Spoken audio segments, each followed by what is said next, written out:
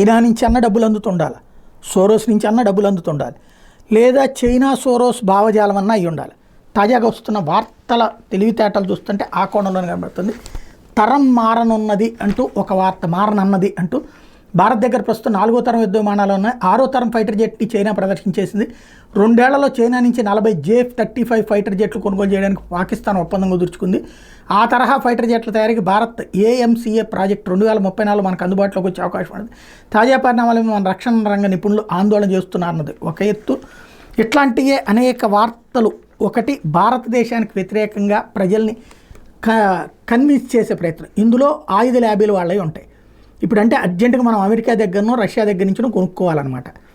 China వాళ్ళ material ఎంతవరకు fact అంటే చైనా సరుకు కొంటే మనం ఎట్లా ఉంటుందో అట్లాగే ఉంటుంది. దాంట్లో చెప్పేది డొల్లతనం. అది ఎంతవరకు ఏ యుద్ధంలో ప్రదర్శించి ప్రయోగించి చూపెట్లా నేను ఇంత సక్సెస్ నేను అంత సక్సెస్ అంటది.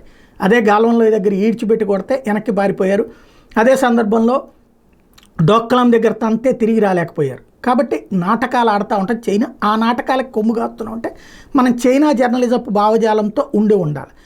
చైనాలో ఉన్నటువంటి ప్రతి ఒక్కడు చైనాని ప్రేమిస్తాడు. భారత్లో ఉన్నటువంటి ఇలాంటి మేధావులందరూ చైనాని ప్రేమిస్తూ భారత్ని ద్వేషిస్తా రాసేటటువంటి వార్తలు అయి ఉండాలి. రెండోది, పాకిస్తాన్ ఆడి దగ్గర కొనుక్కుంటాడంట. కొనుక్కొనిండి మన దగ్గర తయారు చేసుకుంటాం కదా సొంతగా, మన అవసరం ఏంటో మనకి తెలుస్తుంది. చైనా వాడి దగ్గర ఉంది కాబట్టి అని చెప్పేసి మన దగ్గరికి ఎట్లాంటి వార్తలు రాస్తున్నారంటే సంథింగ్ ఏదో నడుస్తున్నట్టు. అట్లాగే ఇదిగో గాజా వార్తలు కూడా అట్లాగే వస్తున్నాయి. గాజా మీద ఇజ్రాయెల్ బేకర్ దాడులు, 43 మంది దుర్మరణం, కమల్ అద్వాన్ ఆసుపత్రులు 20 మంది హతం, వైద్యులు సహా 240 మందిని బంధించిన IDF.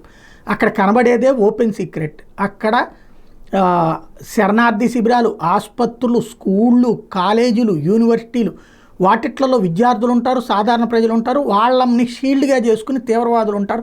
హమాస్ తీవ్రవాదులు అనేది ఓపెన్ సీక్రెట్. ఎన్నో లెక్కలు చూపెడుతున్నా సరే లేదు ఇజ్రాయెల్ అన్యాయం చేస్తుందని వార్తలు రాసుకొస్తున్నారు. దాన్ని బట్టి చూసుకుంటుంటే సోరోస్ గేమ్ అన్నవి ఉండాలి, చైనా సొమ్ములు తినన్నా ఉండాలి వీళ్ళు.